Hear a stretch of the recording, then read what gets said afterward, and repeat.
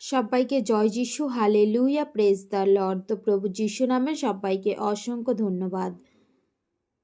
তো আজকের বাক্য যিশাইয় 38 অধ্যায়। তৎকালে হিজকিয়ের সাংঘাতিক পীড়া হইয়াছিল, আর আমোসের পুত্র যিশাইয় ভাববাদী তাহার নিকটে আসিয়া কহিলেন, সদাপ্রভু এই কথা কহেন, তুমি আপন বাটির ব্যবস্থা করিয়া রাখো, কেননা তোমার মৃত্যু হইবে, তুমি বাঁচিবে না। তখন হিজকিয় ভীতির দিকে মুখ ফিরাইয়া সদাপ্রভুর কাছে প্রার্থনা করিয়া কহিলেন, হে সদাপ্রভু, বিনয় করি তুমি এখন স্মরণ করো, আমি তোমার সাক্ষাতে সত্য ও একাগ্র চিত্তে চলিয়াছি, এবং তোমার দৃষ্টিতে যাহা ভালো তাহাই করিয়াছি। আর হিজকিয় অতিশয় রোদন করিতে লাগিলেন। তখন যিশাইয়ের নিকটে সদাপ্রভুর এই বাক্য উপস্থিত হইল, হালেলুয়া, আমেন।